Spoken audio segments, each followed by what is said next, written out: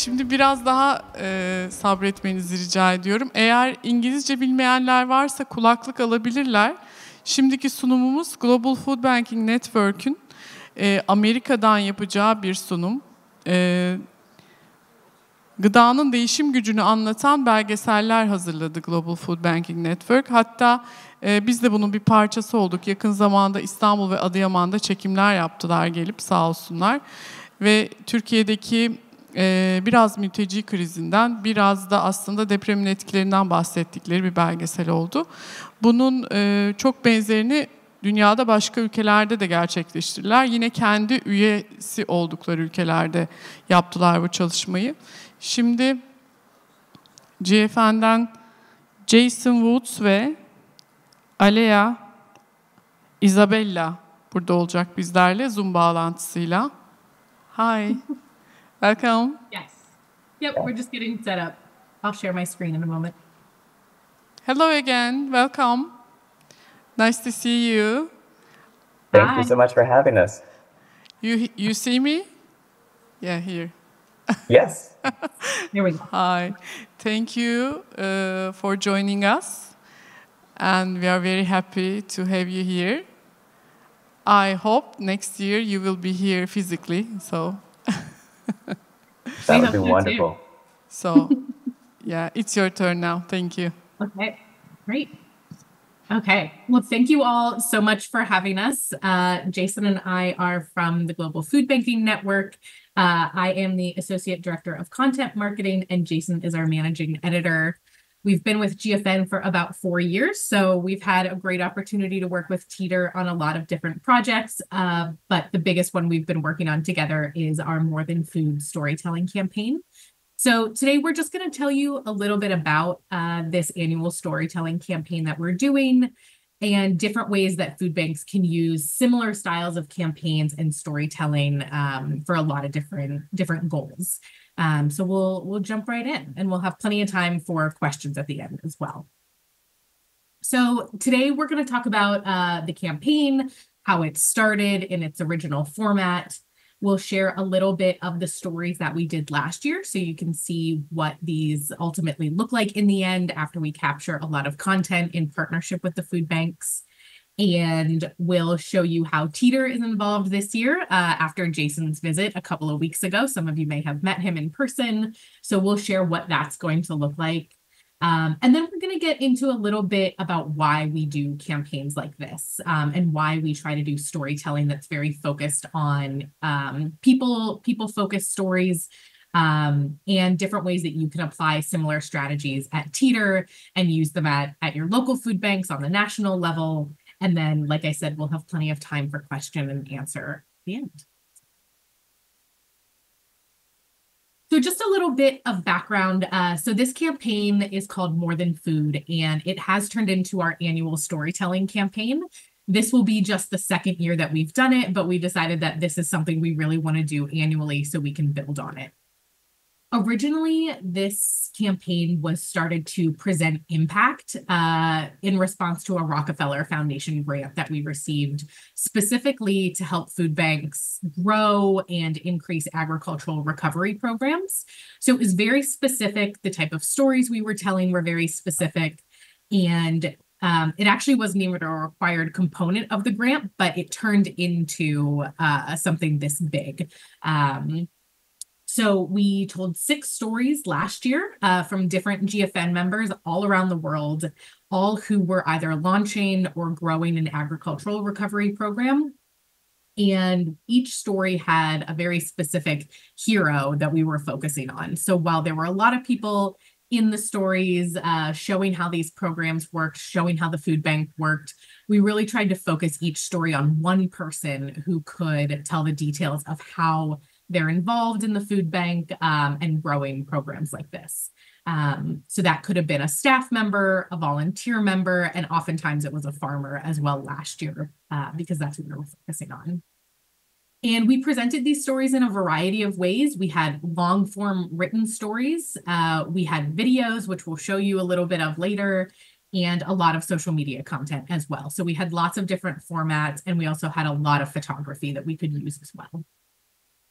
One thing that was really important for this campaign and moving forward with it this year too, is that we have one key message. Because we're telling so many different stories from all different places around the world, we needed to make sure that there was one message that really brought them all together. So last year, that key message was that food banks are transforming produce into so much more than food. They're creating healthier, more resilient communities. And again, this worked last year because all of the programs we were focused on were about agricultural recovery. This year, we're expanding that a little bit beyond agricultural recovery. So like I said, originally, this campaign last year started as a response to show the Rockefeller Foundation impact that was being made with a grant that they made to GFN.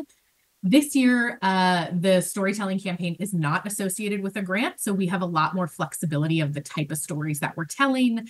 But in the end, the theme is still the same, that we're trying to show all the different ways that food banks impact people and communities, and the power of food that it has just beyond calories and nutrition. So some of the goals for GFN on our side of doing this campaign was, one, to educate the public about the role of food banks. That's something that GFN is always trying to do in our communications. That's really at the core of what our communications team does. It was also to inspire action, whether that was making a donation to GFN or to the food bank that the viewer's learning about, whether it's inspiring someone to subscribe to our newsletter, to follow our social channels, or to reach out to find out how they could partner in a very similar way that the Rockefeller Foundation did. That's always a great action we want to see. This also was a great tool for our fundraising team and the teams at the food banks who were involved.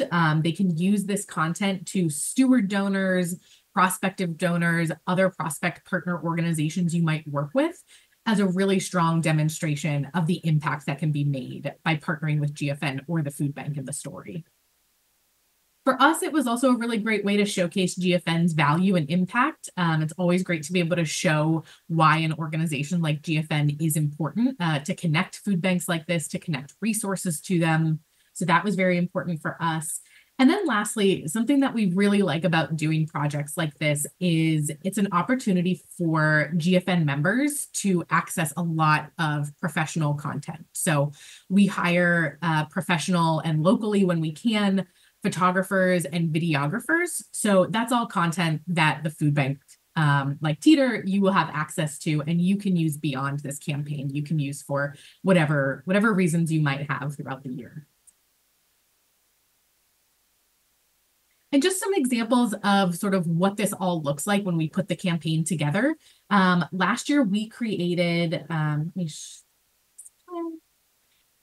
a custom landing page to house all of these stories.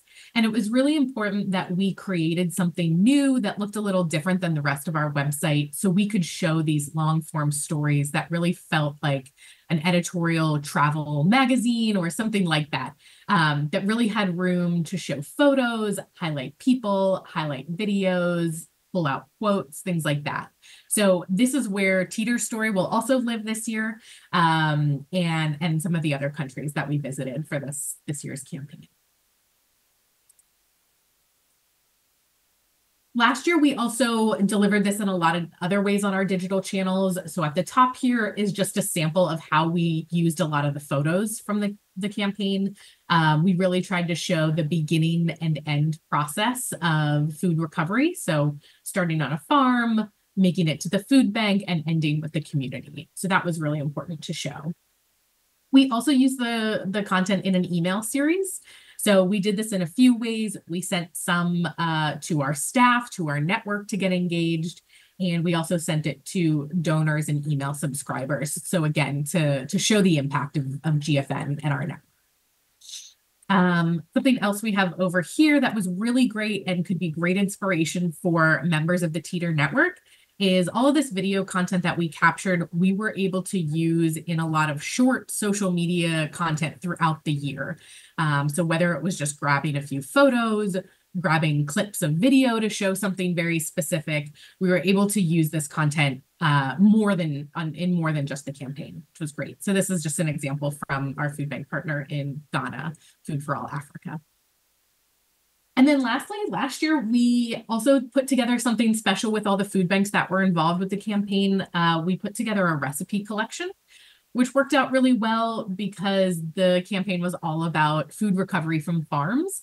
So we focused a lot of these recipes on ingredients that food banks are recovering from their farm partners. We probably won't be doing that again this year, but we will be looking for something fun to kind of get all the food banks involved in for this campaign or for another campaign. So again, just an example of other things you can do with a campaign like this. You can make a lot of add-ons to give to your email subscribers to try to get more email subscribers that fit into the theme of the campaign. And then before we show a couple videos, I just wanted to give a quick overview of what the campaign will look like this year. So this year we'll be adding 3 more stories, Turkey and TİDER'i being one of them that we're very excited about. We're also including the GFN member from Colombia, Abaco, and from Thailand, Scholars of Sustenance Thailand. And this year, these stories are not exclusively focused on agricultural recovery. They're really expanding on this theme much more. So we'll talk a little bit about what that looks like at TİDER'i. And we'll be running this campaign from May 12th through June 13th on all of GFN's social channels. But again, this is all content that can be used throughout the year. So TİDER'i food banks will have access to that, and you can use it in a lot of different ways. And these are just a few photos of the individuals we'll be highlighting this year. So some of you may recognize Eleanor here in the corner from TİDER'i. Okay, let's get to, there we go. Okay, so let's get to some of the fun videos. First, I'm going to play one of the key videos from last year so you can get a sense of what will be delivered this year as well. This was an overarching video that's just a couple minutes long that brought in all the stories that we collected from last year.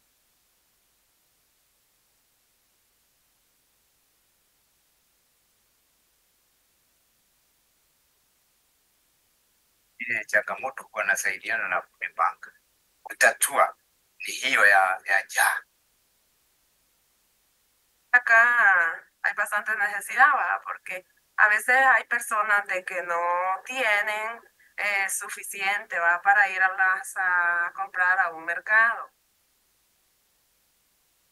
The ultimate goal of this agriculture recovery program is to reduce food waste, post-harvest losses, and in turn, donate those recovered vegetables to school programs where children are provided with fresh vegetables to bring home. Definitivamente hay mucho más por rescatar. Seguimos tocando puertas todos los días a productores, asociaciones de productores independientes, de productores o agroexportadores, donde se pierde mucho alimento. We establish a food bank for farmers to be able to barter their surplus produce that otherwise would have been thrown to waste. So being able to recover the surplus food that would otherwise go to waste, being able to save that and do better for our environment, our climate, our planet is what food banking does, and it is what is necessary. We're helping the farmers, and at the same time, we're helping the children and this whole community that's being helped. Ninapenda kwa mkulima, manake hiyo chakula kwenda kusaidia watu wengi. Hiyo inayobaki wanasaidia na nataka hata hapa kwa Foodbank. El Banco de Alimentos va a rescatar ese alimento y que sabemos que es para aquellos niños que no han comido. Eso no tiene precio. I always tell people it takes a village to feed a child, and this is the village that we have created here.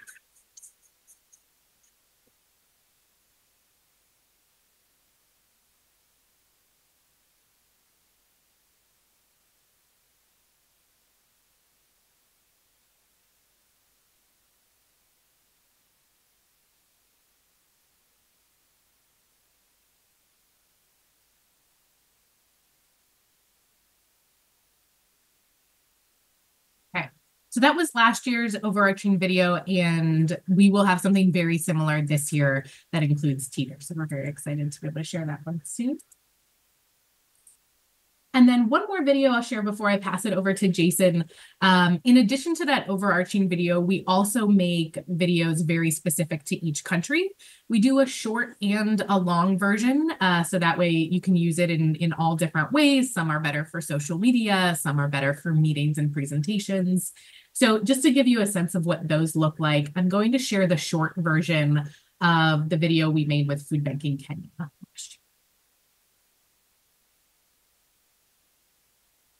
Mimi naitwa Robert Chege. Kando na kuwa mkulima, mimi ni volunteer na Foodbanking Kenya.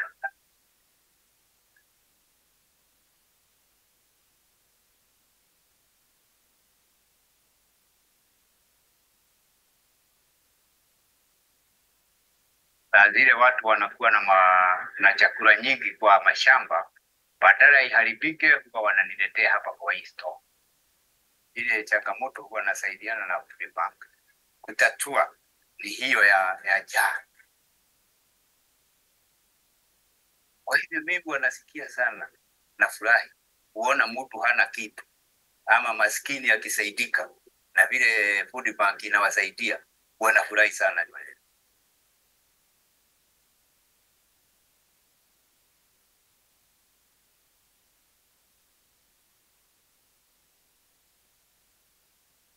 Okay, and with that, now we're going to get to a little bit more specific of what this is all going to look like for TİDER'i and the network. So pass it over to Jason. Thank you, Ahlea, and thank you, Neil and TİDER'i, for having us. It's good to see you, even if it's virtually. I would like to talk a little bit about what this year's storytelling campaign will look like, specifically in terms of the story I'm working on about TİDER'i. So in the beginning of this presentation, Ahlea talked to you about the structure of these storytelling pieces, and we really want the story to come to life through the eyes of a hero, a focal point of the story. And so for TİDER'i, our hero is Eleanor, who works at the IDEA support staff market and was absolutely fantastic. I'm really I feel really fortunate that we got to meet her and spend time with her and the entire staff. The whole operation there is really wonderful.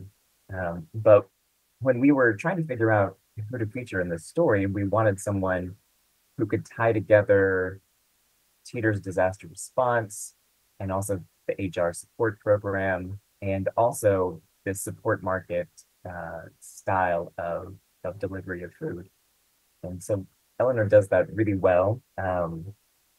She's 20 years old, but already supporting her entire family, her mother and I believe 3 siblings. She was affected by the earthquake in 2023, and her and her family are living in container housing, and she is actually the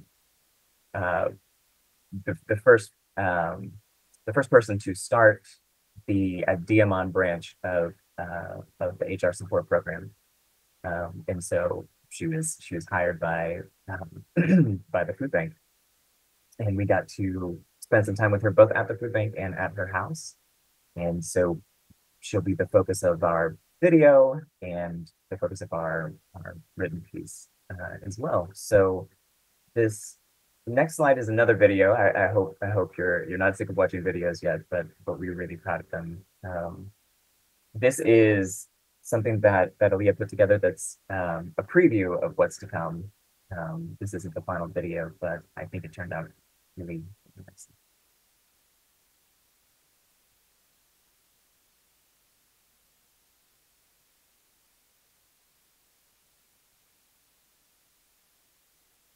Ben Eleanor. Soy ismim Çakır, 20 yaşındayım. Genellikle kasadayım.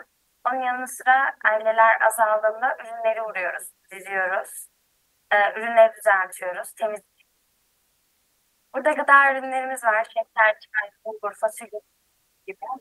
Bir evin genellikle ihtiyaç olanları zaten gıda, hijyenik olsun.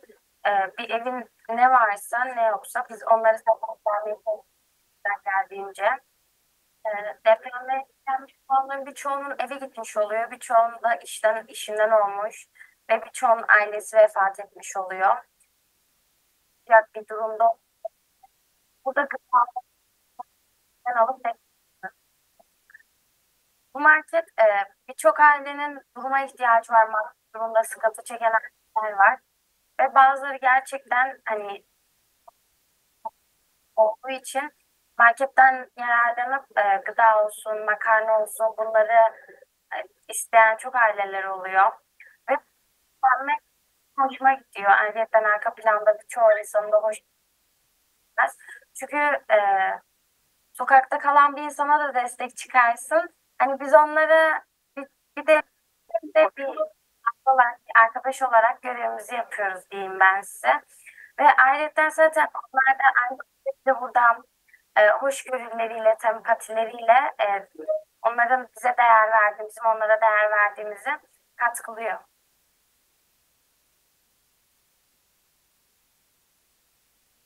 That's just a little preview of the video that we want to put together. And the idea is that through being there with Eleanor, she's letting you know what it's like to shop at the support market, which is a beautiful place to do your shopping. And it's also an example of the success of the HR support program and how TİDER'i is taking people to a place of sustainability in partnership with the people they're working with. So I want to take a little bit of a step back and talk about why we do this kind of work. Why do we do storytelling? And what even is a story? Because I think a lot of people say the word story and mean a lot of different things when they say it. So this is a very lengthy quote, but it's a quote from one of the instructors at the Poynter Institute, which is a nonprofit media institute in the United States. And this person is saying that perhaps we call too many things stories. Maybe some of them are reports, information that we deliver to people so they can act on it. But he's arguing that the purpose of a story isn't to convey information to someone. It's to convey experience. So you're trying to put somebody in someone else's shoes through a story. The example he gives is a report tells me how many gallons of oil are polluting a body of water. But a story, that'll transport you to the boat where fishermen are working to save a shoreline. So it's experiential. So if you look at the second paragraph, then he's talking about no matter what kind of media you're working on, you're not creating a story unless you're helping the reader or viewer or listener feel what it is like to be there. The effect can only be produced from details of defining character and description of what's happening around them. Action delivered in a sequence of series, dialogue, and a lot of different points of view. So I thought that's an interesting quote, and it's a good thing to keep in my head when I'm thinking about producing this kind of work.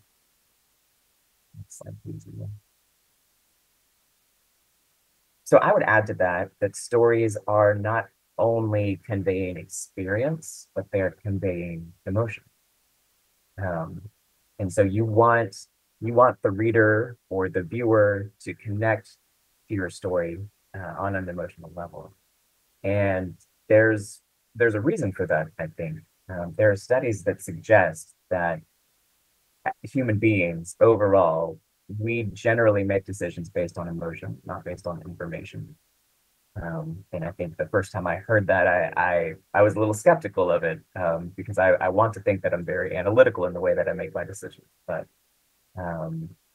perhaps up to 70% of the decision-making process is emotional. And there's been research done that shows that in people who have damaged the part of their brain where emotions are processed, they have a hard time making decisions. So there's definitely some evidence of the connection between emotions and decision making. And so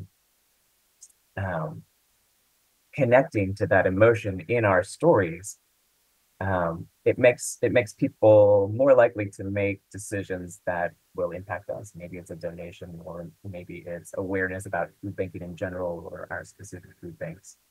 But that's those things, conveying experience and emotion to get the result that we're hoping for. Those are the reasons that we do storytelling. So for us specifically, this is what that means. Our audiences, generally, we're trying to reach current or potential corporate partners or donors so that we can support the work of food banking, more food, more funds. We're trying to reach professionals in the food system, thought leaders in the food system, because we want food banking to be a solid part of the decisions that are made and the plans that are made in the larger world of food systems. And we also want to reach people that are just in general concerned about hunger, concerned about climate change. We want them to know that food banks are a really important part of the solution.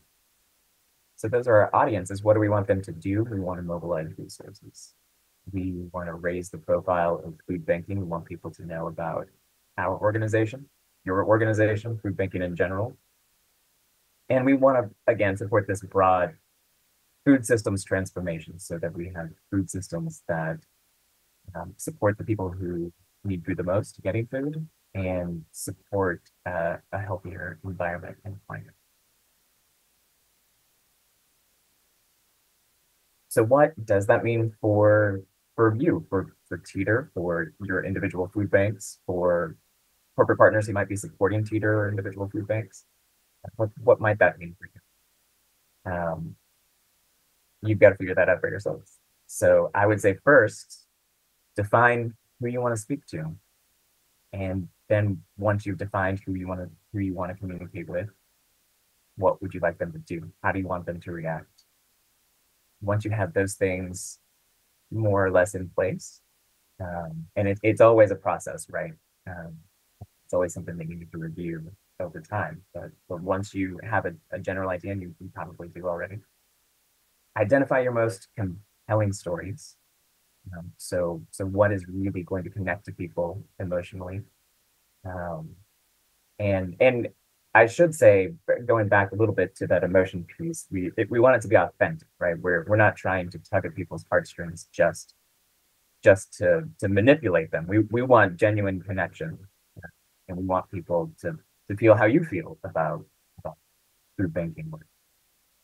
So identify those stories where you think there can be authentic connection, and then find ways to bring that story to life and find people who could be the hero of your stories or the centerpieces of your stories. And people can help you bring those to life. Next slide, please. So how do you bring that story to life? There are different ways to do that. You can do a campaign like we're doing here, and if you are interested, please reach out if you think that we can be of any help at all. But you don't have to do it that way. There are some easier things that you could do, some lighter lifts, because campaigns like this do take a lot of time, and they do take some resources as well. And maybe that's something that you don't have right now. You can do one-off blogs. I'm in charge of editorial at GFN, so we do this often. You can write a feature story, which is a lengthier story that uses these storytelling skills, and they're generally 1,200 to 1,800 words, and they focus on people and bringing their stories to life. But you could do something shorter. You could do a staff profile that really brings out the personality of the person you're writing about, or someone could write in the first person about their own professional expertise and what it is they do on a daily basis at a food bank. You could write about the very specific thing that you do. If you distribute food, then maybe you could write in the first person what that experience is like. Make sure it's rich in details, and you can put in some of your personal feelings and beliefs into that. I think that would be a way to connect with people. Ahlea is our social expert. Do you want to jump in here? Sure. Yeah, there's so many different ways to use this content on social media as well, that like Jason said, it doesn't have to be a big weeks-long campaign. These are things that you can use throughout the year as helpful. And I think the greatest part about it is you can use the photos and the video to explain things that might feel very natural or just like your everyday as a food banker, as food bank staff members or food bank partners who are already very familiar with how it works. But having someone who can connect the personal side of things to sort of the logistical side of things is really helpful on social. They can do explainers of what is, food loss and waste, and why does that matter to us, and how does that matter to our communities.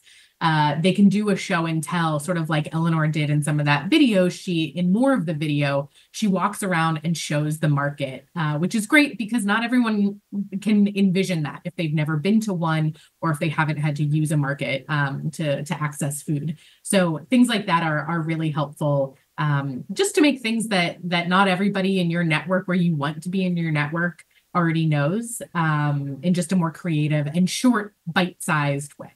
So that's how I find it really helpful on social. Thank you.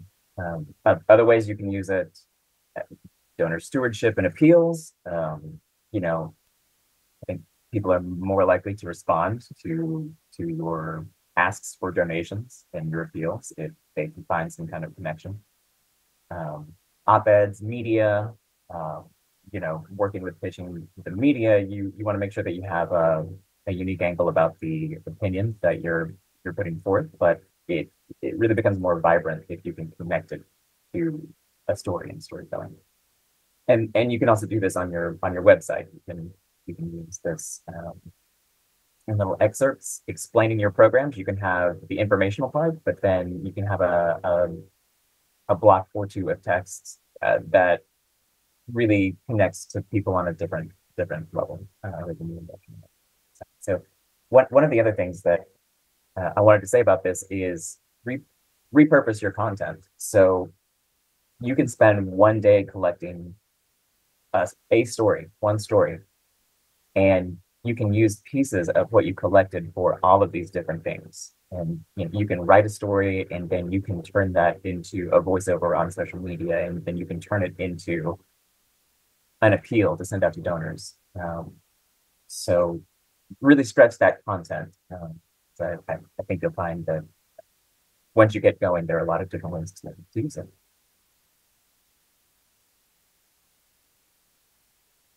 So here are some examples, and these are all examples of stories that came out of the main More Than Food campaign last year, that we repurposed for different media and for different reasons. So the example on the left is our webpage.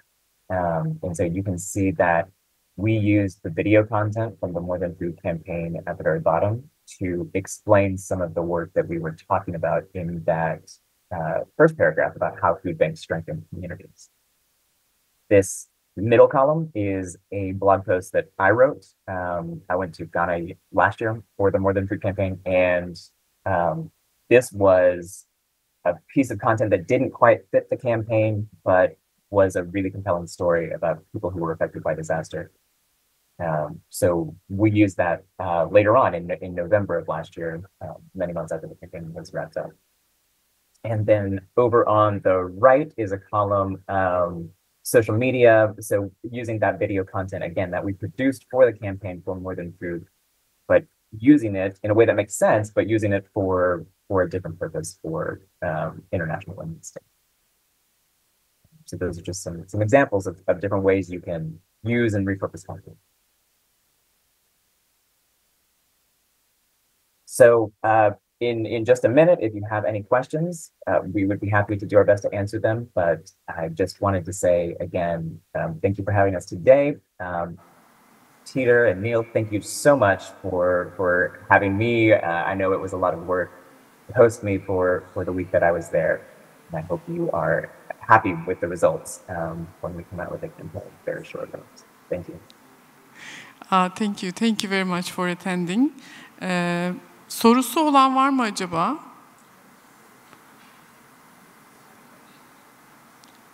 Hande is asking something, but I'm afraid to ask you that.